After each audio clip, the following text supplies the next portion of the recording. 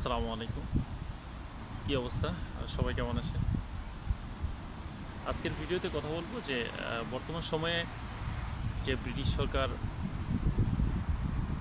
যে হোয়াইট পেপারটা প্রকাশ করছে সেটা স্টুডেন্টদের উপর কতটুকু প্রভাব পড়ে। যে হোয়াইট পেপারটা প্রকাশ করছে সেটা হচ্ছে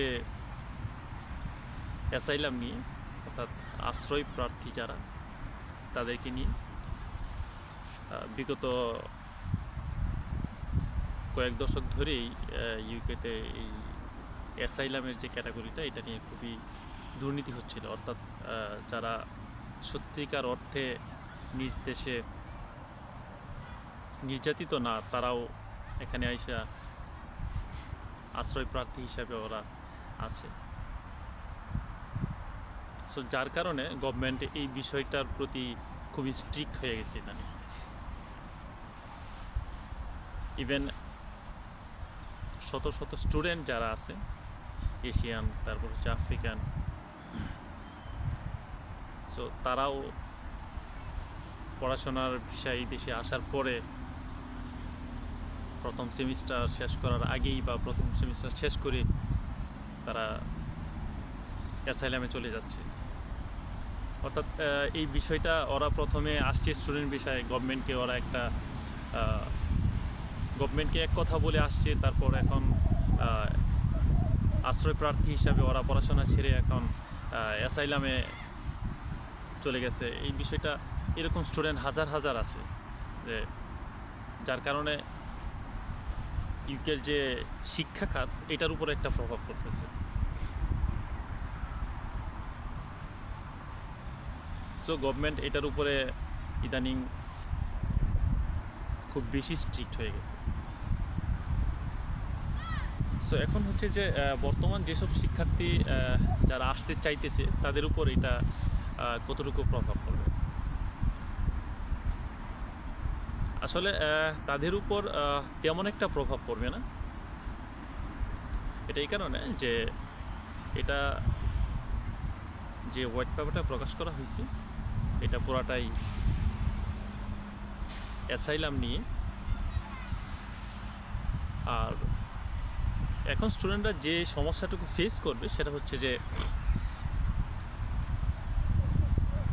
এখন যে ইন্টারভিউগুলো হবে এটা একটু আগের চেয়ে একটু স্ট্রিক্ট হবে।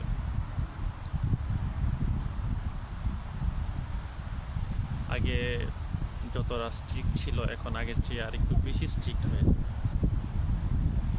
সো এর মানে এই না যে স্টুডেন্ট বিষয় আগের চেয়ে কমায় দিবে, এরকম না, কিন্তু এখন যাচাই বাছাইয়ের যে বিষয়গুলো আছে এগুলো ওরা আরও বিচক্ষণভাবে দেখবে বিষয়গুলো আর কি।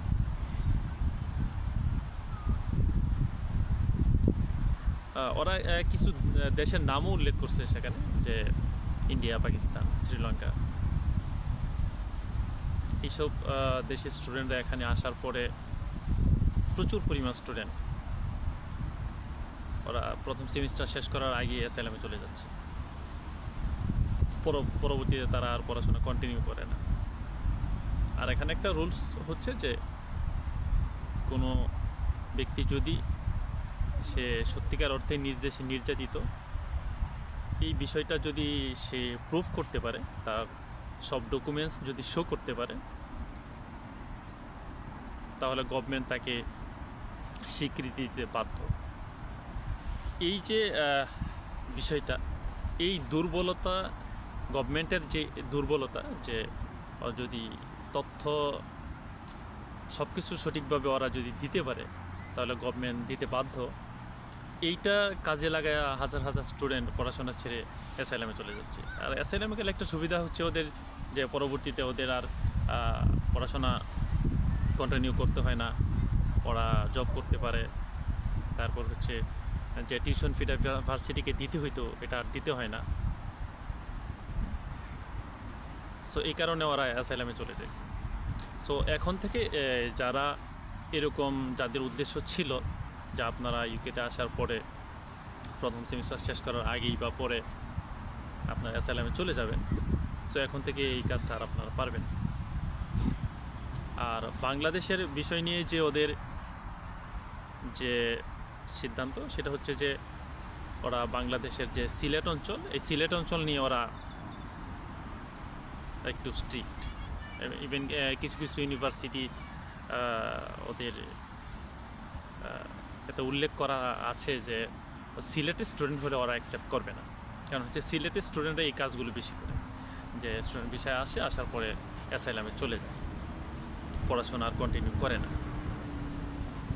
সো এখন সিলেটের স্টুডেন্টদের জন্য একটু বিষয়টা একটু এখন হার্ড হয়ে যাবে।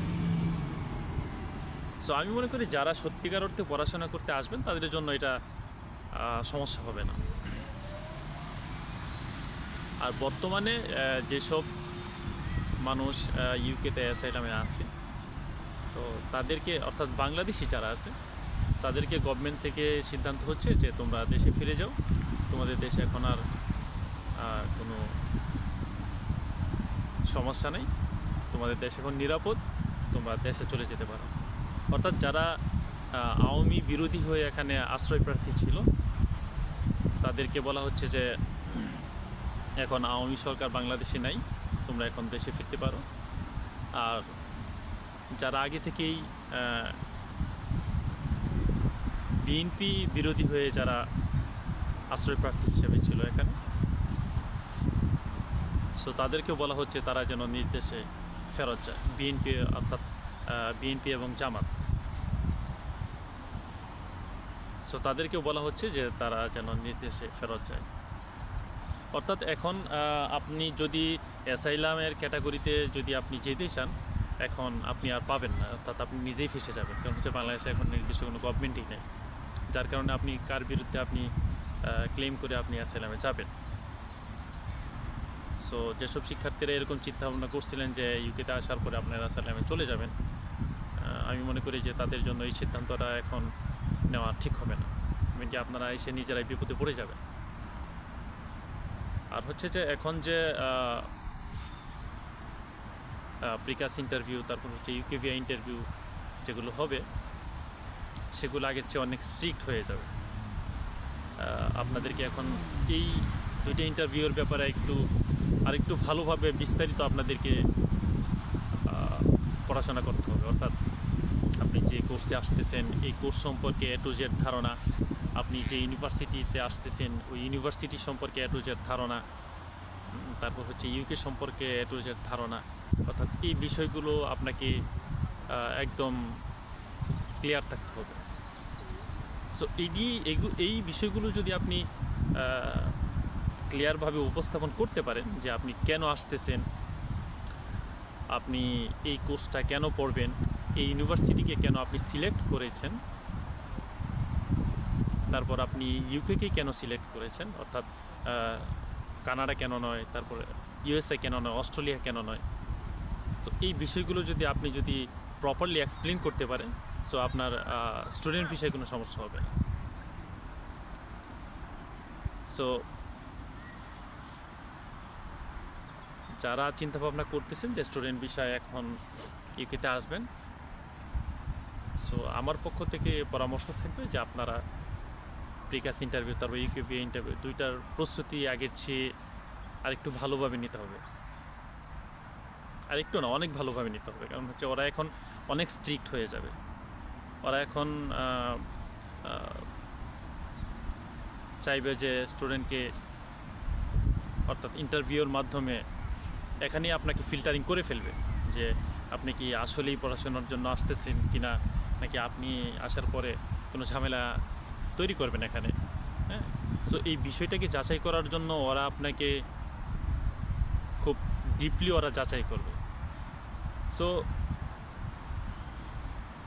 আমি মনে করি আপনাদের আরও ভালোভাবে প্রস্তুতি নেওয়া উচিত, আপনাদের মক ইন্টারভিউ দেওয়া উচিত। আপনি যে এজেন্সির থ্রুতে আসতেছেন, বা এজেন্সির থ্রুতে যদি না এসে থাকেন, তাহলে আপনাদের পরিচিত যারা বড় ভাই বোনেরা আছে তাদের কাছে বারবার আপনি মক টেস্ট দেন, দিয়ে আপনার যে